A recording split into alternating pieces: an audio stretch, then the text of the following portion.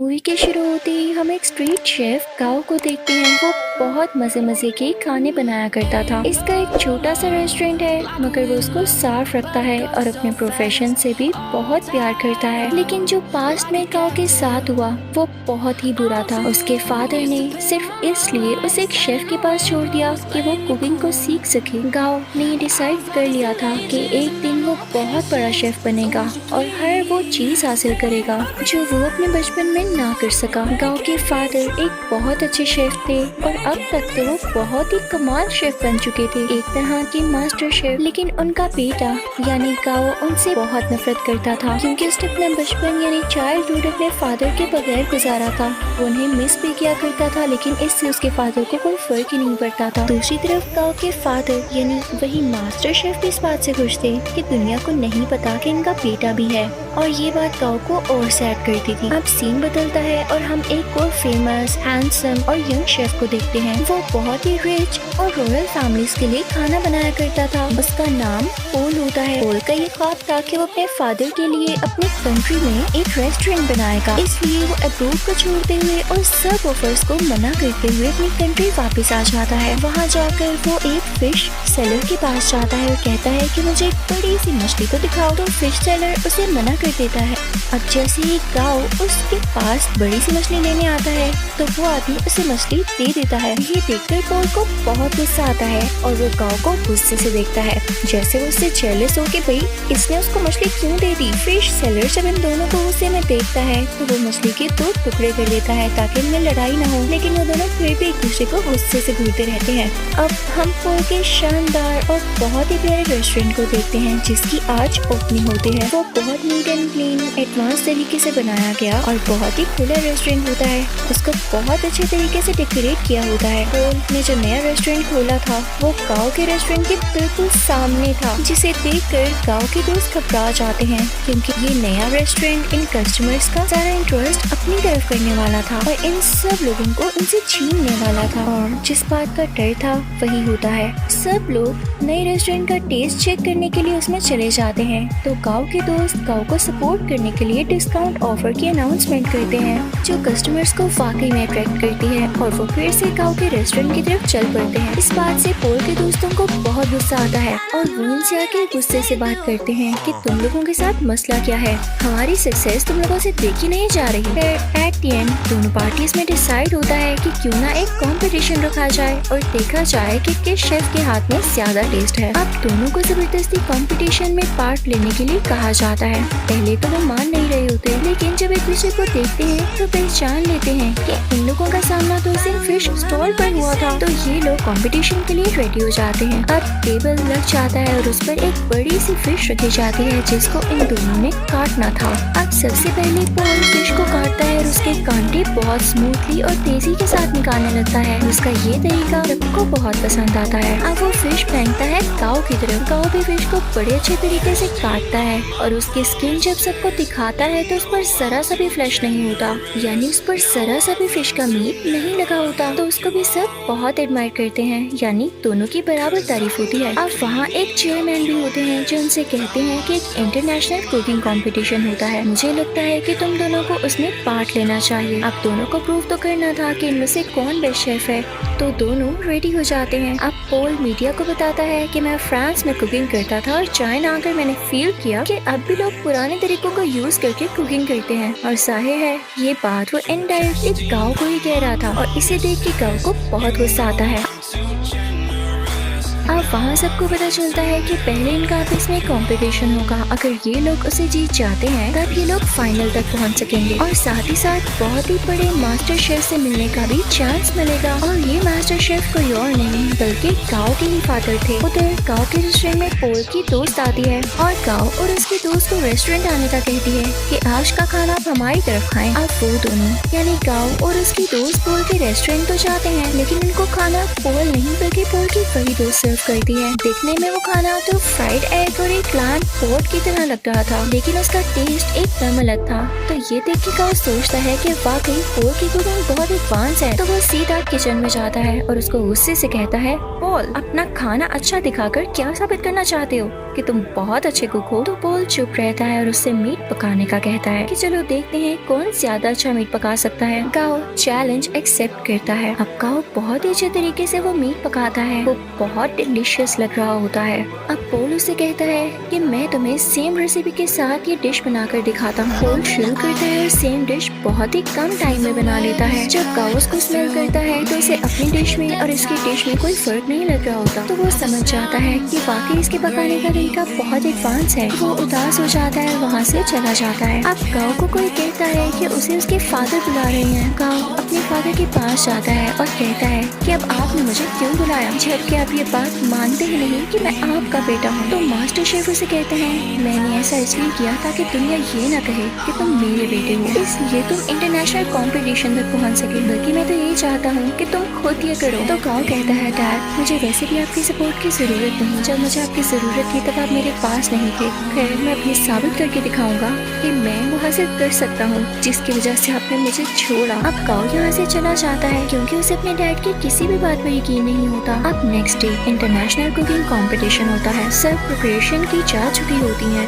कॉम्पिटेंट्स यानी पोल और गाओ भी रेडी होते हैं। टाइम स्टार्ट होता है। पोल की कोई स्वीट डिश होती है और गाओ की चिकन डिश। दोनों बहुत मेहनत से अपनी डिशेस तैयार करते हैं। पोल तो टाइम से पहले ही अपनी डिश तैयार कर लेता है, लेकिन उसके बाद गाओ की भी शानदार डिश रेडी हो जाती है। उसने भी टाइम पर अपना दिया गया टास्क पूरा कर लिया था। जजेस और ऑडियंस बहुत इम्प्रेस होते हैं और अब उनकी डिशेस को टेस्ट किया जाता है और दोनों के सेम पॉइंट्स आते हैं क्योंकि जज को उनके खाने में इतना ज्यादा डिफरेंस नहीं लग रहा था, यानी दोनों की डिशेस बहुत मजे की थी। तभी स्टेज पर एक जज आता है और इस कंफ्यूजन को क्लियर करने के लिए कहता है कि नो डाउट दोनों की डिशेस की टेस्ट बहुत आला थे, लेकिन मुझे टाइम मैनेजमेंट पॉल की ज्यादा पसंद आई, इसलिए ये कंपटीशन पॉल ने अपने नाम कर लिया है। पॉल यहाँ पर बहुत ज्यादा खुश हो जाता है। गाओ क्योंकि कंपटीशन हार चुका होता है तो वो बहुत ज्यादा उदास होने की वजह से अपने घर पे नहीं जाता और वीडियो गेम्स खेलने के लिए चल पड़ता है। वो कई दिन तक अपना टाइम यूं ही स्पेंड करता रहता है और एक दिन उसके पास वही शेफ आते हैं जिनके पास उसने अपना बचपन गुजारा और उसी के पास गाओ के डैड उसे छोड़ कर गए थे। वो उसे समझाते हैं कि गाओ देखो, हार जीत तो इंसान की जिंदगी का हिस्सा होती है ना,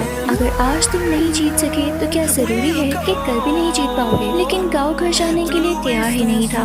उसे बहुत समझाने के बाद कन्विंस कर लिया जाता है कि उसे घर जाना होगा और अगले कंपटीशन की तैयारी करनी होगी। अब पोल बहुत ज्यादा खुश होने की वजह से अपने रेस्टोरेंट जाता है। वो बहुत एंजॉय करता है। उसके सामने उसके दोस्त बैठे होते हैं तो बातों बातों में उसके दोस्त उसे कहते हैं पोल तुम अपनी दोस्त को चांस क्यों नहीं देते हो, वो इतने टाइम से तुम्हारे साथ है, तुम उस पर ट्रस्ट तो करो, उसे अलाउ करो कि वो इंटरनेशनली तुम्हें रिप्रेजेंट कर सके, तुम्हारे रेस्टोरेंट का नाम ऊंचा कर सके। तो पोल उसे कहता है हाँ वो मेरी अच्छी दोस्त जरूर है, इस बात से मैंने मना नहीं किया, लेकिन यार उसे खाना तक पकाना नहीं आता तो कैसे मेरे रेस्टोरेंट को इंटरनेशनली रिप्रेजेंट कर सकती है। तो उसका दोस्त और बातें करने लगता है और उसकी बातों से ये लग रहा होता है जैसे ये उसकी दोस्त के साथ ही मिला हुआ है और इनके दिल में लालच आ रही है। तभी वहाँ पर पोल की वही दोस्त आती है और उसके सामने सूप की दो कप रखते हुए कहती है पोल क्या तुम मुझे बता सकते हो कि इनमें से किस में सॉल्ट ज्यादा है। तो यहाँ पर पोल खामोश हो जाता है क्योंकि उसमें टेस्ट करने की एबिलिटी ही नहीं होती, उसके टेस्ट बर्ड्स ऐसा कर ही नहीं सकते थे और ये नेचुरली था। तो इस बात की वजह से पोल को बहुत दुख होता है कि उसकी अपनी दोस्त ने उसके बाकी दोस्तों के साथ मिलकर उसे चीट किया और धोखा दिया। तो अब उसकी दोस्त कहती है क्या हुआ पोल, तुम समझते थे कि मैं तुमसे प्यार करती हूँ?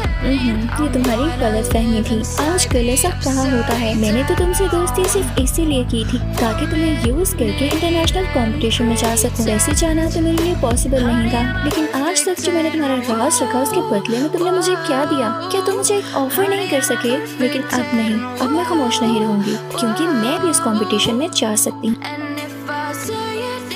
अब यहाँ पर एक और बड़ी बात रिवील होती है कि पोल की दोस्त पोल के ही दोस्त के साथ मिलकर पोल को चीट कर रही थी क्योंकि वो दोनों अब रिलेशनशिप में थे और पोल के अगेंस्ट ही एक साजिश कॉन्स्पिरेसी चल रहे थे कि पोल के रेस्टोरेंट को बेच देंगे और उनसे जो पैसे आएंगे उनसे अपनी लाइफ स्टार्ट करेंगे। लेकिन पोल भी ऐसा होने दे नहीं सकता था। पोल बहुत उदास हो जाता है और अपने रेस्टोरेंट से बाहर आ जाता है। रात हो चुकी होती है और वो बाहर बैठकर ड्रिंक करने लगता है। तभी उसे गाँव भी देख लेता है और उसके पास आके कहता है वो तुम उदास क्यों बैठे हो यार, तुम तो जीत चुके हो, तुम्हें खुश होना चाहिए। तो पोल उससे कहता है हाँ जीत तो चुका हूँ पर हार भी बहुत कुछ चुका हूँ। खैर तुम छोड़ो, तुम्हें एक बात बताता हूँ, सामने ये बैनर देख रहे हो, वो इनफैक्ट काओ के फादर यानी उसी मास्टर शेफ की पिक्चर होती है। तो पोल उसकी तरफ इशारा करके कहता है ये मेरे आइडियल है, मैं चाहता हूँ मैं इनकी तरह बनूं। तो काओ आगे से हल्का सा मुस्कुराता है और कहता है पोल ये मेरे फादर हैं, तुम यही सोचते हो ना कि अच्छे इंसान है और तुम इनके जैसा बनो, तो मैं तुम्हें बताऊं मेरे फादर दिल के बहुत बुरे हैं। काओ से अपने पास्ट की स्टोरी बताने लगता है कि उन्होंने मेरे साथ क्या क्या किया। पहले तो पोल कहता है काओ तुम मजाक कर रहे हो यार, बस कर दो। लेकिन काओ उसे बताता है नहीं, वो मुझे बचपन में वाकई में छोड़ गए थे सिर्फ इसलिए कि मैं उनके प्रोफेशन को अपना नहीं पा रहा था। मैंने अपना सारा बचपन उनके बगैर गुजारा है। तो पोल कहता है अच्छा उदास नहीं हो, अब हम क्या कर सकते हैं। तो काओ से कहता है बॉटल्स फेंक सकते हैं। तब वो दोनों खाली बॉटल्स उस बैनर की तरफ फेंकने लगते हैं और बहुत खुश होते हैं। यहाँ पर इन दोनों में दोस्ती हो जाती है और ये सीन बहुत ही ज्यादा क्यूट है। अब पोल जब वहाँ से अपने रेस्टोरेंट वापस जाता है तो देखता है कि उसके दोस्त उसके रेस्टोरेंट का सौदा कर रहे होते हैं। तो पोल उनसे कहता है ये क्या हो रहा है, तुम लोग मेरी इजाजत के बगैर ऐसा कर भी कैसे सकते हो। तो उसके दोस्त उससे कहते हैं मुझे ये बताओ इंटरनेशनल कंपटीशन में अपने साथ किसको लेकर जाओगे, क्योंकि राउंड 2 में अकेले नहीं पका सकते, आपके साथ आपका पार्टनर होना लाजमी होता है। क्या तुम अपनी दोस्त को लेकर जाओगे। तो पोल कहता है मेरा दिमाग नहीं खराब, मैंने डिसाइड कर लिया है कि मैं किसे अपने साथ लेकर जाऊंगा जो कि वाकई डिजर्विंग है। पोल यहाँ पर काओ का नाम लेता है। तो ये सुनकर उसके दोस्त काफी जेलस होते हैं। उनमें से एक कहता है पोल याद रखना तुम्हारा करियर मिट्टी में मिल जाएगा। तो पोल उसे अपने सर से हिट करता है, उन सबको वहाँ से भगा देता है। जब ये सारे लोग चले जाते हैं तो काओ का वही गार्डियन शेफ पोल से कहता है पोल वाकई तुमने ये सोचा है कि तुम काओ को अपने साथ लेकर जाओगे। तो पोल कहता है हाँ क्यों नहीं, और साथ ही वो काओ के शोल्डर पर पैट करता है और कहता है हाँ ये डिजर्विंग है। सब बहुत खुश होते हैं। अब यहाँ पे कंपटीशन की तैयारियां शुरू हो जाती हैं। दोनों में ये डिसाइड होता है कि पोल काओ को अपने नए तरीके सिखाएगा जबकि काओ पोल को अपने पुराने तरीके जिस तरह से वो कुकिंग करता है। काओ पोल से कहता है तुम परेशान मत होना, अगर तुम्हारे टेस्ट बड्स काम नहीं करते मैं तुम्हारा टेस्ट वापस लाने में तुम्हारी मदद करूंगा। वो उसे समझाता रहता है कि इस तरह करो। पोल भी उसे नए नए तरीके बताता रहता है और यहाँ पर इन दोनों का काफी अच्छा टाइम स्पेंड हो जाता है। ये रोज खाना बनाने की प्रैक्टिस करते, साथ साथ डांस करते, सिंगिंग करते और बातें करते। और अब यहाँ इन दोनों की दोस्ती और भी गहरी हो चुकी थी। अब वो दिन भी आ जाता है जब इंटरनेशनल कंपटीशन का राउंड 2 होता है। ये दोनों अपनी डिश बहुत अच्छे तरीके से बनाने लगते हैं और कम ही टाइम में बहुत अच्छी स्वीट डिश तैयार कर लेते हैं जो कि जजेस को इतनी ज्यादा पसंद आती है कि वो कहते हैं हमने आज तक ऐसी डिश नहीं खाई। और ये राउंड ये दोनों विन कर लेते हैं और सही कहा जाता है कि यूनिटी इज स्ट्रेंथ। अब इसके बाद शुरू होना होता है थर्ड राउंड जो कुछ दिन बाद था और ये कंपटीशन इनका उसी मास्टर शेफ यानी काओ के फादर के साथ था। तो यहाँ पर पोल काओ से कहता है मुझे लगता है कि तुम इस कंपटीशन को जीत सकते हो तो तुम चले जाना। तो काओ पोल से कहता है तुम बहुत अच्छे शेफ हो, तुम्हें तो एडवांस तरीके भी पता है, तुम मेरे से भी ज्यादा अच्छा कर सकते हो। तो पोल कहते हैं नहीं ऐसी बात नहीं, देखो मैंने अपने फादर का ड्रीम पूरा किया अपना रेस्टोरेंट बनाकर, तो तुम अपने फादर का ड्रीम पूरा करो ना। वो तुम्हें एक बहुत अच्छा शेफ देखना चाहते थे तो तुम उनके सामने जाकर कुकिंग करो और उन्हें प्रूव कर दो कि तुम बहुत अच्छे शेफ बन सकते हो। तो काओ मान जाता है और पोल का शुक्रिया अदा करता है। अब थर्ड और फाइनल राउंड स्टार्ट हो चुका होता है। दूसरी तरफ मास्टर शेफ भी अपनी डिश बनाने लगता है। अब काओ भी शुरू हो जाता है लेकिन शुरू होने से पहले ही उसे अपने बचपन की कुछ यादें आने लगती हैं। यहाँ पर उसके फादर उसे छोड़ गए थे और उसे काफी बच्चे बुली किया करते थे। वो इन यादों में खो जाता है। उसके फादर आकर उसके मुंह पे पानी गिराते हैं और कहते हैं अपना काम शुरू करो। तब यहाँ पर काओ कुछ बनाना शुरू करता है। दूसरी तरफ काओ के फादर यानी वही मास्टर शेफ बहुत ही ज्यादा प्यारी स्वीट डिश बनाते हैं, जैसे फायर लगी हो और उसमें से एक खून निकल रहा हो। उस फूल का बहुत ही आला टेस्ट होता है तो जिसको ये बहुत ज्यादा पसंद आता है। और जब काओ की बारी होती है कि वो अपनी डिश दिखाएगा उसने क्या बनाया है, तो वो एक बाउल में नूडल्स बनाकर सीधा अपने फादर के पास जाता है और उनको वो प्रेजेंट करता है। मास्टर शेफ उसे टेस्ट करते हैं तो वो नूडल्स उन्हें बहुत अच्छे लगते हैं और ये वही नूडल्स होते हैं जिनकी वजह से काओ को उसके फादर से डांट पड़ी थी कि तुम तो नूडल्स तक नहीं बना सकते। और आज काओ ने इतने मजे के नूडल्स बनाए थे कि उसके फादर उसे खाना ही नहीं छोड़ते और नूडल्स को वाइल्डली खाने लगते हैं। तो अपने बेटे को रोक के कहते हैं